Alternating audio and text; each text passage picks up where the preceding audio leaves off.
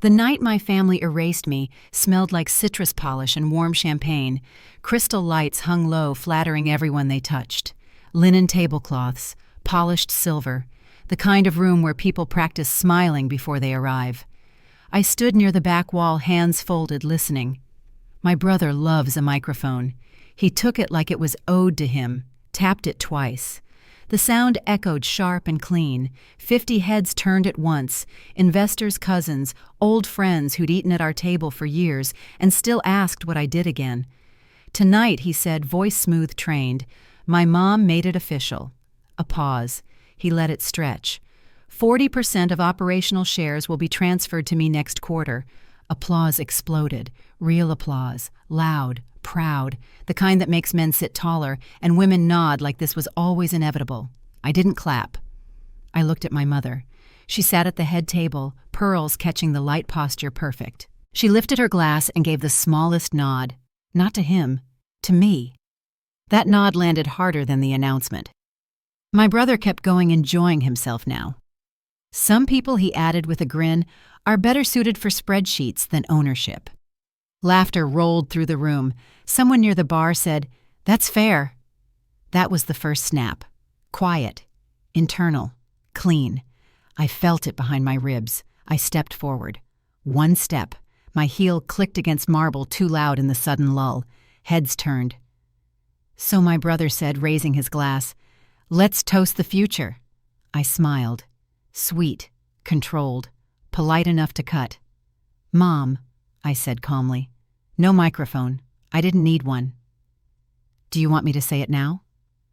The room stilled, or later. Glasses froze midair. A laugh died halfway out of someone's throat. That was the second snap. You could hear the ice settling in flutes, the low hum of the vents.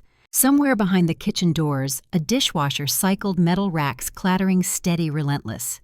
My brother's grin faltered. Say what he asked, laughing too fast.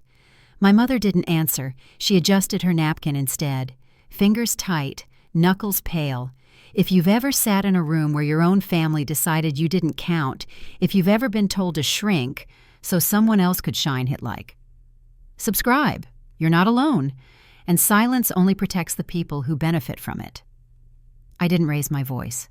I said nothing. I replied softly. Yet. Murmurs spread. Confusion. Discomfort. My father cleared his throat. Once. Sharp. A warning I'd known my whole life.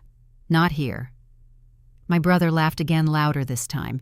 "She's upset," he said, waving a hand. "She hates surprises." I looked at him.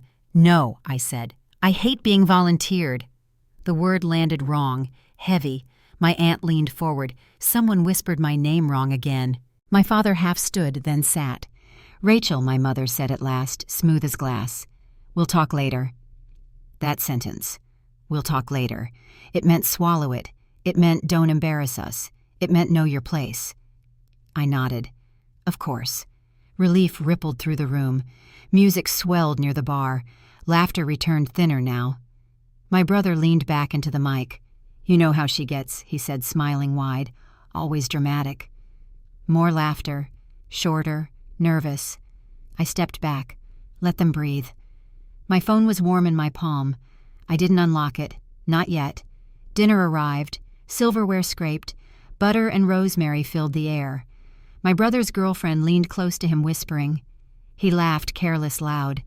My mother finally looked at me again. Her eyes weren't apologetic. They were measuring. That was the third snap. Dessert plates were cleared. Coffee poured. The anniversary video played 30 years of smiles and ribbon cuttings and carefully cropped history. When the applause faded, when the lights dimmed just enough to soften guilt, I moved. Not to the stage, to the side table. The technician glanced at me. I smiled. Familiar. I'd approved his invoices for 3 years. 5 minutes, I said. He nodded. The screen behind the podium flickered. My brother turned confused. "What's this?" he asked, tapping the mic. I took one breath. "Context," I said. My mother stood abruptly.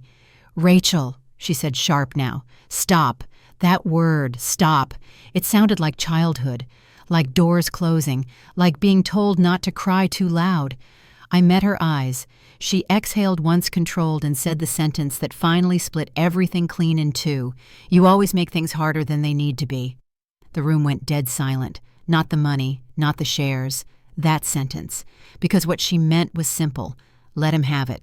Let it burn. Just don't inconvenience us. I nodded once. Okay, I said. The screen lit up. White against velvet. Clean. Unforgiving. Numbers appeared.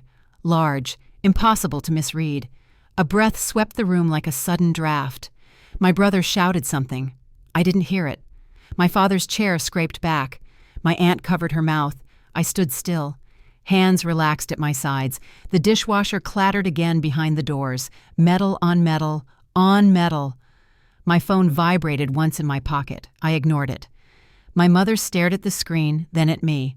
Her lips parted, closed. She finally spoke, voice low enough to cut through everything. You didn't have to do this.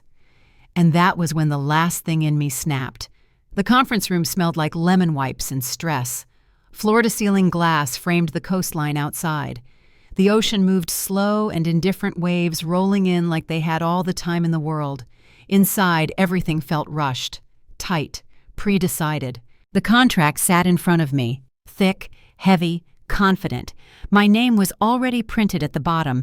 No signature yet, just waiting.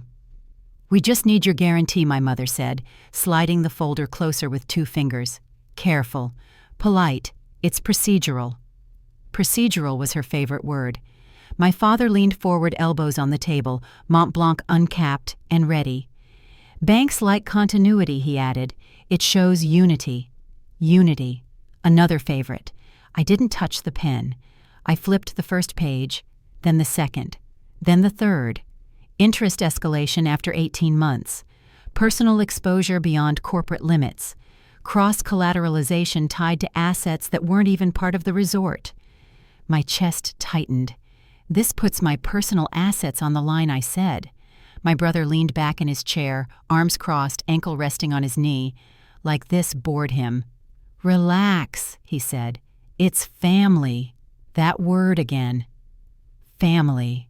I kept reading. Deferred penalties disguised as incentives. Fees that multiplied quietly if occupancy dipped. A clause that allowed acceleration if a secondary lender spooked. This isn't standard, I said.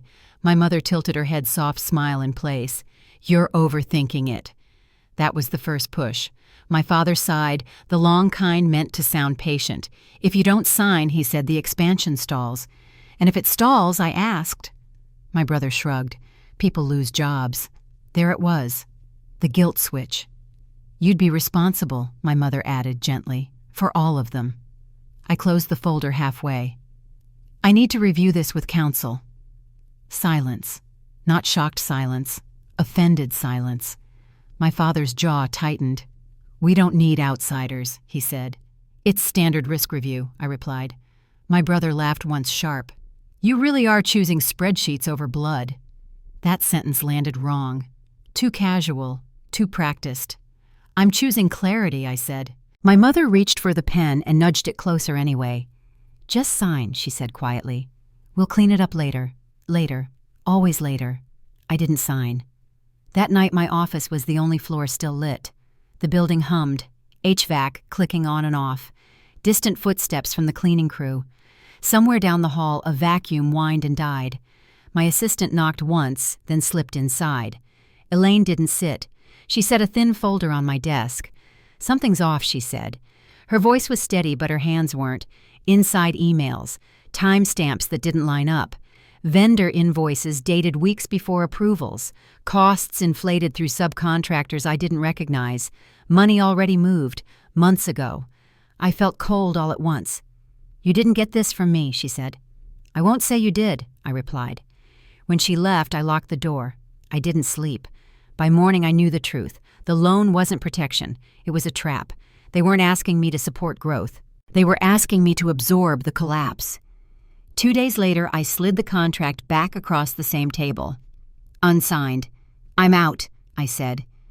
My father's pen hit the wood hard enough to crack the silence. You're sabotaging us, he snapped. I'm protecting myself, I said. My brother leaned forward, eyes sharp now. "You're ruining my future." "No," I replied. "You already did that." My mother didn't look at me. "Family doesn't abandon family," she said softly. "Family doesn't hide numbers," I said.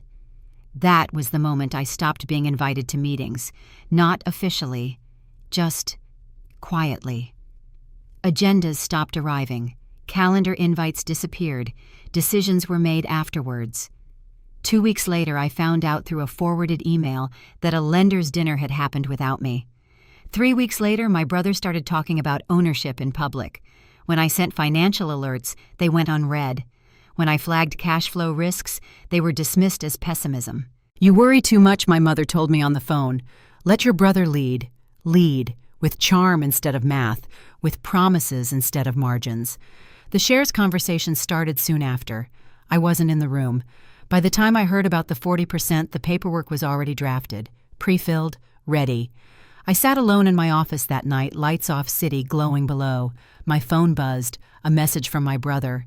40% clean, no baggage, don't stress, proud of you. I stared at the screen. That was the second time something in me snapped. Not loud, final. I stopped warning. I stopped correcting. I stopped chasing people who had already decided I was expendable. Instead, I organized. Emails, contracts, wire transfers. I backed everything up twice, once on the company server, once somewhere no one else knew existed. I waited, because when people think they've already won, they get sloppy. And when families think they've silenced you, they forget to lock the doors. The night of the gala, as my brother lifted the microphone and smiled like a king, I felt nothing. No anger, no sadness, just readiness. They thought the signature they never got didn't matter anymore. They were wrong. It mattered, just not in the way they expected. The screen came alive with a soft hum, a low electrical sound barely noticeable, but it cut through the ballroom like a held breath. White light washed over velvet walls. Faces shifted from polite to confused in real time. My brother turned first. "What is this?" he said, tapping the microphone like it had betrayed him. I didn't answer. I clicked once. The number filled the screen. Large, centered, impossible to soften. $6,500. Outstanding liability. No logos, no commentary, just fact. A ripple moved through the room. Not applause, not laughter. Something colder. Chairs creaked as people leaned forward. Someone near the bar whispered, "Is that?" My brother laughed. A sharp, brittle sound. "Cute," he said. "Is this a joke?" I clicked again. The contract appeared. Page 1, then zoomed, then closer. 2 signatures at the bottom.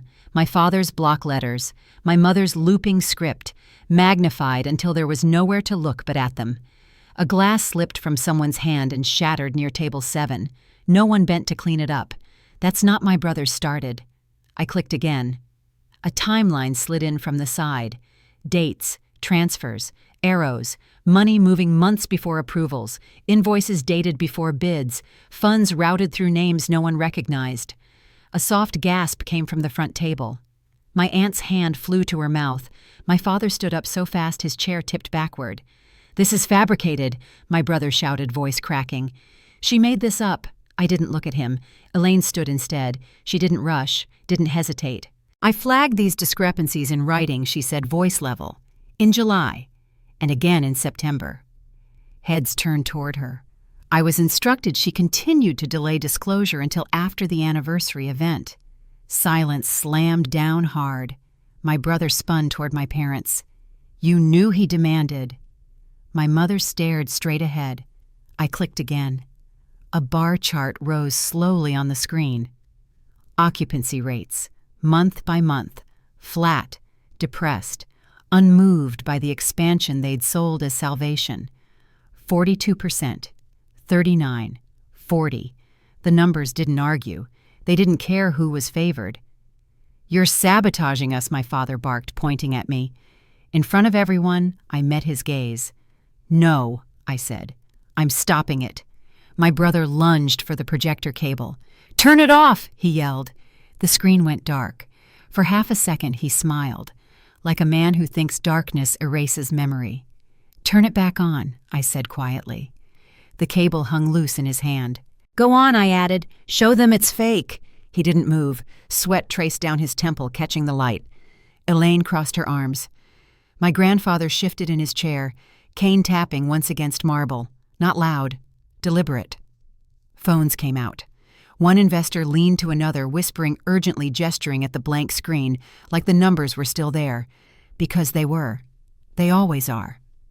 My brother's girlfriend stood abruptly. Her chair scraped loudly as she pushed it back. "I'm not marrying debt," she said flatly. Every head turned.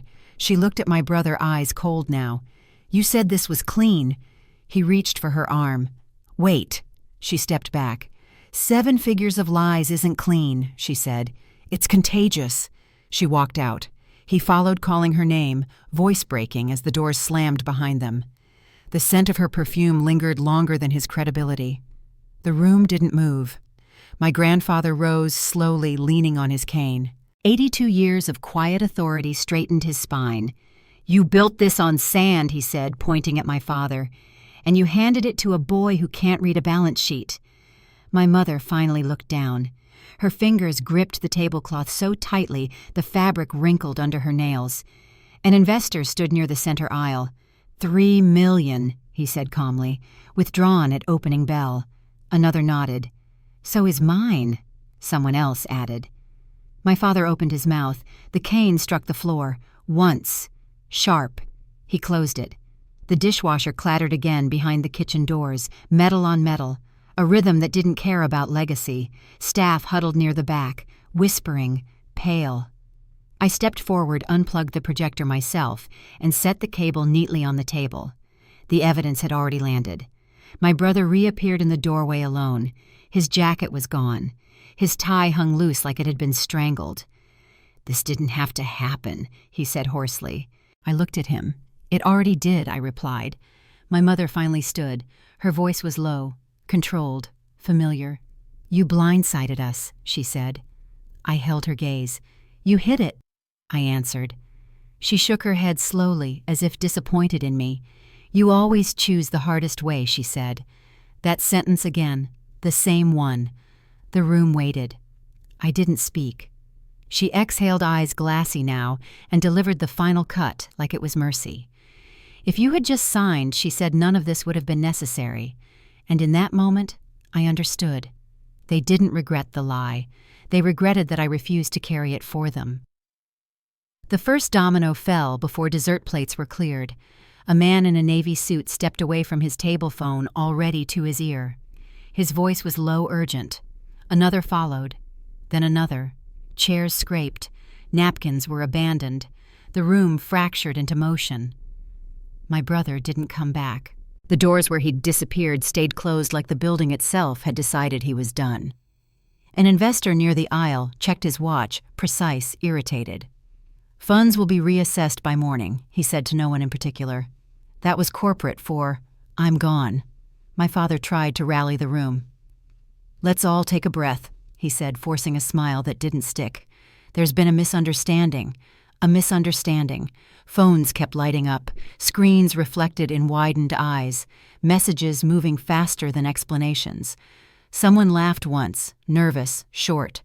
The dishwasher behind the kitchen doors jammed, a sharp metallic clank. Silence. Then a reset. It started again, louder than before. I watched the staff. They knew. They always know first. A server froze mid-step tray, trembling. Another whispered into her sleeve. A valet slipped out the side door, already dialing someone who mattered more than this job. By the time the gala officially ended, the room was half empty. The rest stayed because they wanted answers, or because they wanted to watch. By midnight, the first call hit the front desk, then another, then a flood. Cards declined. Not one, not two, whole blocks. A couple at reception argued quietly, then loudly. "We paid weeks ago," the man insisted, slapping his card down again. The clerk tried to smile. Failed. "I'm sorry," she said. "The system is locked." That word spread faster than any apology. Locked. At 12:17 a.m., the bank freeze hit the operating accounts. Not all of them. Just enough. Half the POS systems went red at once. Screens blinking. Declined. Declined. Declined. The night manager swore under his breath. Security radios crackled. A honeymoon couple demanded cash. There was none. Phones came out. Videos started rolling. Voices rose. Names were said out loud. Luxury resort someone scoffed into their camera. Can't even process a card. By 12:43, 2 housekeepers walked out. Uniforms still on. One crying, one angry. By 1:10, the valet board was half empty, keys dangling without owners. At 1:32, HR logged the first resignation. By morning, there were 12. My father didn't sleep. He paced the office shirt sleeves rolled phone glued to his ear. Lenders didn't answer. Or they did and said nothing helpful. My mother sat on the edge of a chair, hands folded, staring at the wall like it might apologize. At 8:04 a.m., the withdrawal notices landed. 3 million, effective immediately. Another 2, pending review. The language was clean, professional, final. At 9:12, the partial freeze escalated. Payroll stalled. Direct deposits bounced. Staff found out when their phones buzzed. One bellhop sat down on the curb outside the employee entrance and put his head in his hands. He didn't move for 20 minutes. By noon, local news trucks lined the street. By 1, the hashtag started trending. By 3, 80% of forward bookings were gone. Wedding planners called screaming. Corporate assistants demanded refunds. Travel agents canceled blocks without waiting for confirmation. The website crashed under the load. Error messages replaced photos of ocean views. Inside, my father drafted an email. Subject line: operational pause. He stared at the blinking cursor for a long time. When he finally hit send, 200 inboxes lit up across the city. 2 weeks' pay. No benefits continuation. Immediate effect. A decade of loyalty reduced to a PDF. By nightfall, the gates were chained shut. A sign went up. White background. Black letters. Temporarily closed for renovations. No one believed it. Deliveries were turned away. Produce rotted in the sun. Flowers wilted where they stood. The chandeliers went dark. 3 months later, the auctioneer's gavel cracked the air. Once, sold. The number barely covered the primary lender. Fees ate the rest. Hidden liens surfaced like rot. There was nothing left to divide. The divorce papers arrived the same week. My mother moved out first. Boxes labeled in thick black marker. She took the condo, the one with the balloon payment. My father kept the car, a classic he could no longer afford to drive. My brother drifted. Temporary jobs, short leases, a resume that still claimed titles no one recognized anymore. The 40% evaporated. It had never existed. I watched from a distance, not with satisfaction, with clarity. One night, a message slipped through before I blocked the number. You destroyed everything. I didn't open it. I deleted the thread. Because destruction implies intent. This was exposure, and exposure doesn't collapse systems. It reveals what was already hollow. The final domino fell quietly. A letter arrived in my mailbox, handwriting shaky but sure. My grandfather's. Inside, one sentence. You told the truth when it mattered. I folded it once. Then again. Outside, the ocean kept moving, indifferent, endless, just like consequences. The end didn't arrive with noise. No shouting, no courtroom theatrics, no final confrontation where someone begged me to stay. It came quietly, like most truths do. The escrow closed on a Tuesday. Funds transferred clean. No holds, no shared accounts, no legacy strings attached. The numbers appeared in my new account at 9:14 a.m. Ordinary font, ordinary confirmation message. I stared at it longer than I should have. Not because of the money, because it was the first thing connected to my family that didn't come with conditions. I resigned the same afternoon. No farewell email, no cake in the break room, just a badge left on a desk and a door that closed without resistance. 2 weeks later, I was commuting north before sunrise. Different skyline. Steel and glass instead of vines and water. A city that didn't know my last name and didn't care. My new office smelled like fresh paint and burnt coffee. Screens glowed with honest numbers. Nobody flinched when I asked questions. Nobody smiled politely and ignored them. It was quiet. Good quiet. My mother tried once, a voicemail, neutral tone, carefully chosen words. "We should talk like adults," she said. "Just coffee." I let it expire, not out of cruelty, out of clarity, because every conversation we'd ever had ended the same way with me carrying what they refused to hold. My brothers surfaced online for a while, filtered photos, loud captions, vague references to betrayal. Comments thinned fast. Sympathy doesn't last when receipts exist. Eventually, even the pity dried up. The resort reopened months later under a new name, new branding, new promises. I walked past it once, by accident. The glass still reflected the ocean. The lobby smelled different. Cheaper flowers, faster footsteps. No one recognized me. I kept walking. At night in my studio apartment, the city hummed outside my windows, sirens far away, trains moving with purpose. I ran along the waterfront when my thoughts got loud. Each step burned something loose. Guilt tried to follow me. It always does. It sounded like my mother's voice. "You didn't have to do it that way. You made it worse. You chose the hardest path. But guilt needs permission." And I stopped giving it mine, because the truth is simple. They didn't fall because I exposed them. They fell because they built everything on silence and expected me to be the floor. I wasn't. One evening as the fog rolled in, I found the letter again. My grandfather's handwriting, uneven, determined. "You told the truth when it mattered." I pressed it back into the book where I kept it, not as a reminder of pain, as proof. Proof that doing the right thing doesn't feel noble when you're doing it. It feels lonely. It feels like loss. Until one day, it doesn't. The calls stopped. The emails faded. The past loosened its grip. I learned something important in the quiet. Family isn't the people who ask you to bleed quietly so they can stay clean. Family isn't legacy at any cost. And loyalty that requires silence is not loyalty. It's a leash. I didn't burn bridges. I simply stopped standing on ones that were already on fire. On clear nights, I can still see the water from the bridge on my run. Different coastline, same tide. It reminds me that truth doesn't chase. It waits. And when it arrives, it doesn't ask permission. It just stands there, unmoving, like I finally learned to do.